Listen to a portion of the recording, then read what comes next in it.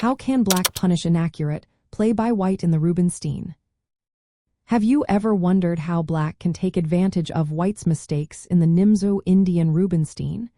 This opening offers some exciting opportunities for black to seize control.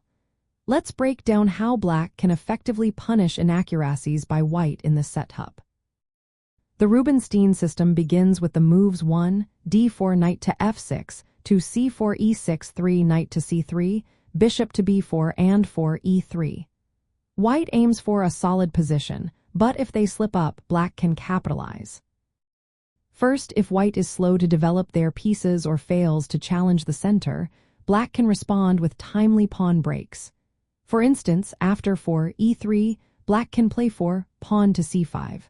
This move directly contests white's center. If white does not react properly, black can gain space and open lines for their pieces. Next, let's talk about structural weaknesses. If white makes careless moves that lead to doubled or isolated pawns, black can target these weaknesses. For example, if white allows an exchange on c3, they might end up with doubled c pawns. Black can then focus on blockading or attacking these pawns, creating long-term advantages. Another key point is counterattacking the center. If white tries to hold onto their center too rigidly, black can strike back with central breaks like pawn to d5 or pawn to e5 at the right moment. For instance, playing pawn to d5 directly challenges white's pawn on d4. If white miscalculates or delays their response, black can establish a strong central presence. Additionally, black can utilize the bishop pair and piece activity. If white mishandles exchanges or development, black's bishops and knights can become very active.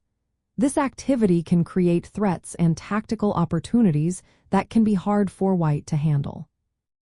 Lastly, let's consider king safety. If white delays castling or weakens their kingside pawn structure, black can ramp up the pressure. For example, black can prepare moves like queen to e7 and knight to d7 to support an e5 break, opening lines against white's king. In practical terms, after 4 e3, black often plays 4 0 to 0, followed by moves like d5 and c5 to challenge white's center. If white tries to avoid doubled pawns with early queen moves, black can adapt with moves like knight to c6 or pawn to b6 to maintain pressure.